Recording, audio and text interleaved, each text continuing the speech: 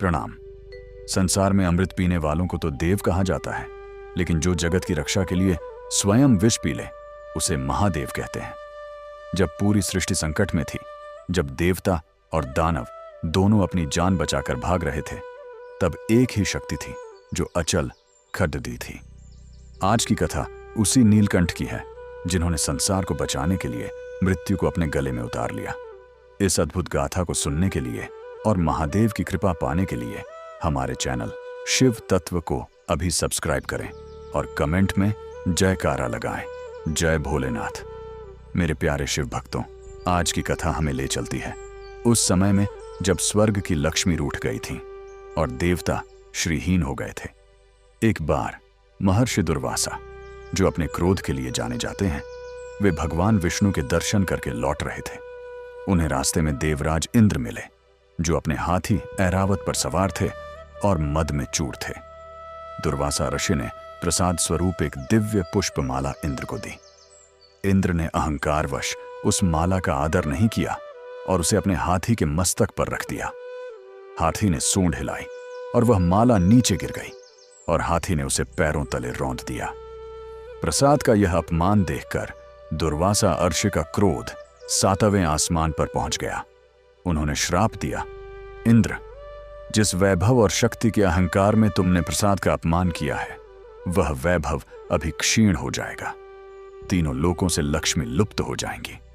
श्राप के प्रभाव से तत्काल स्वर्ग की आभा फीकी पड़ गई। मां लक्ष्मी वहां से अदृश्य होकर समुद्र में समा गई। देवता कमजोर होने लगे और इसका लाभ उठाकर असुरों ने राजा बलि के नेतृत्व में स्वर्ग पर आक्रमण कर दिया। देवता हार गए और प्राण बचाने के लिए इधर उधर भटकने लगे। निराश होकर सभी देवता ब्रह्मा जी के साथ भगवान विष्णु के पास क्षीर सागर पहुंचे।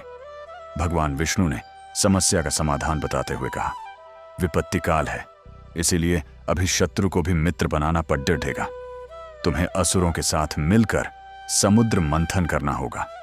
उस समुद्र से न केवल लक्ष्मी वापस आएंगी, बल्कि तुम्हें अमर बनाने वाला अमृत भी प्राप्त होगा। योजना बनी।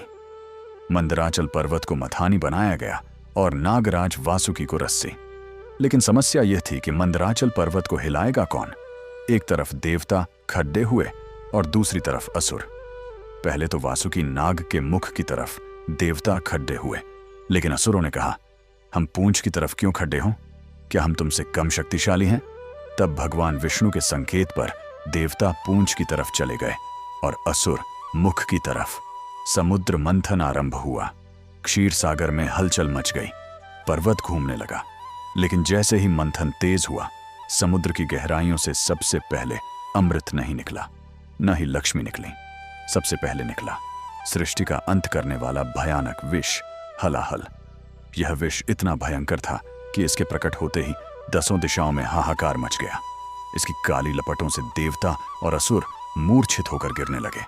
इसके ताप से पेड़ पौधे जलने लगे। वासुकी नाग भी विष की गर्मी से व्याकुल हो उठे। सभी समझ गए कि यदि इस विष को रोका नहीं गया तो अमृत मिलने से पहले ही पूरी सृष्टि जलकर राख हो जाएगी। अब प्रश्न यह था कि इस विष को पिए कौन? देवता अमृत के लिए लड़े थे, विष के लिए नहीं। असुरों ने भी अपने कदम पीछे खींच लिए। भगवान विष्णु तो पालनहार हैं, वे जीवन की रक्षा करते हैं। ब्रह्मा जी रचयिता हैं।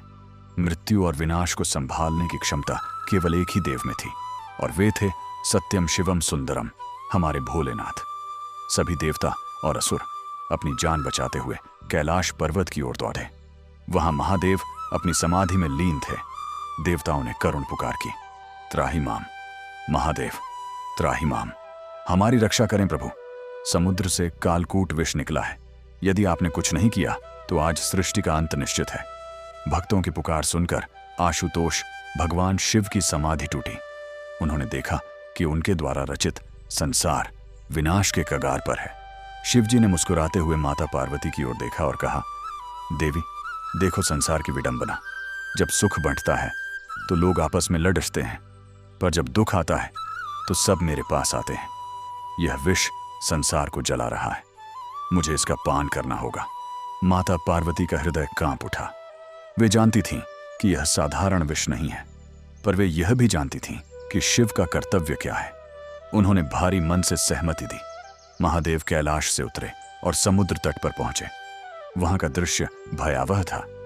चारों तरफ जहरीला धुआं था। शिवजी ने उस उफनते हुए हलाहल विष को अपनी हथेली पर लिया। वह विष इतना घातक था कि उसकी एक बूंद भी ब्रह्मांड को मिटा सकती थी। महादेव ने एयुएम का उच्चारण किया और उस जलते हुए विष को एक घूंट में पी लिया। जैसे ही विष उनके गले के नीचे उतरने लगा, माता पार्वती ने अपनी योग शक्ति से शिवजी का गला पकड़ डिरेस्ट लिया। उन्होंने विष को नीचे नहीं उतरने दिया, क्योंकि यदि विष पेट में जाता तो भगवान शिव के उदर में स्थित चराचर जगत जल जाता, और शिवजी ने उसे बाहर भी नहीं उगला, क्योंकि बाहर उगलते तो पृथ्वी जल जाती। अतः वह विष भगवान शिव के कंठ में ही अटक कर रह गया। विष के प्रभाव से उनका गौर वर्ण का गला नीला पड्डी डीडीएच गया। देवताओं ने पुष्प वर्षा की और जयकारा लगाया, नीलकंठ महादेव की जय। उस दिन से शिवजी का एक नाम नीलकंठ पड़ गया। विष का ताप इतना अधिक था कि शिवजी का मस्तक तपने लगा।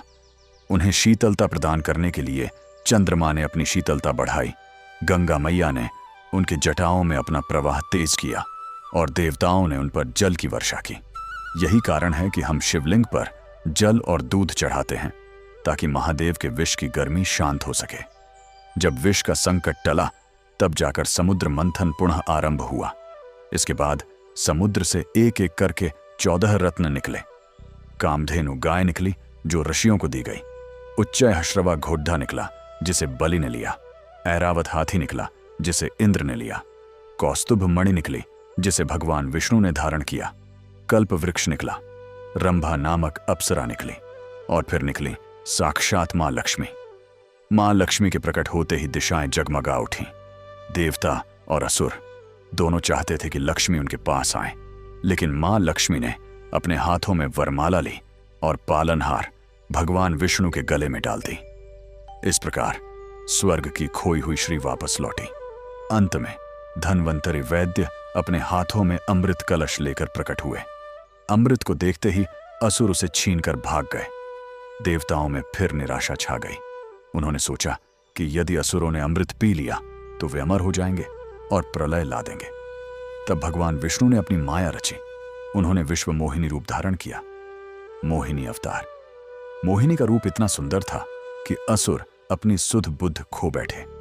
मोहिनी ने कहा, हे वीरों, तुम क्यों लड़ते हो? लाओ, यह कलश मुझे दो। मैं तुम सबको अपने हाथों से बराबर अमृत बांटूंगी। मूर्ख असुर मान गए। मोहिनी ने देवताओं और असुरों को अलग अलग पंक्तियों में बिठाया। उन्होंने नृत्य करते करते चतुराई से सारा अमृत देवताओं को पीला दिया। केवल एक असुर राहु वेश बदलकर देवताओं की पंक्ति में बैठ गया था। उसने थोड़ा सा अमृत पी लिया। सूर्य और चंद्रमा ने उसे पहचान लिया और विष्णु जी को इशारा कर दिया। विष्णु जी ने तुरंत अपने सुदर्शन चक्र से उसका सिर काट दिया, पर चूंकि अमृत गले तक पहुंच चुका था, उसका सिर और धड्याच राहु और केतु अमर हो गए। इस प्रकार महादेव के त्याग और भगवान विष्णु की चतुराई से धर्म की जीत हुई और अधर्म की हार। मेरे दोस्तों, समुद्र मंथन की यह कथा हमें जीवन का सबसे बद्धा पाठ पढ़ाती है। हमारा जीवन भी एक समुद्र मंथन है। हमारे मन में देवता, अच्छे विचार और असुर, बुरे विचार दोनों हैं। जब हम जीवन को मथते हैं, मेहनत करते हैं, तो शुरुआत में विष ही निकलता है। कठिनाइयां, संघर्ष, अपमान और असफलता। बहुत से लोग इस विष संघर्ष से डरकर भाग जाते हैं, लेकिन जो शिव की तरह उस विष को पीने का साहस रखता है, जो संघर्षों के कड्डावे घूंट पीकर भी अपने लक्ष्य पर डटा रहता है, अंत में अमृत, सफलता और मोक्ष उसी को मिलता है। शिव हमें सिखाते हैं कि समाज के लिए कड़वी बातें, निंदा और अपमान को अपने कंठ में ही रोक लो। न उसे अंदर उतारो कि खुद दुखी हो जाओ, और न ही बाहर उगलो कि दूसरों को दुखी करो। यही नीलकंठ बनने का सार है।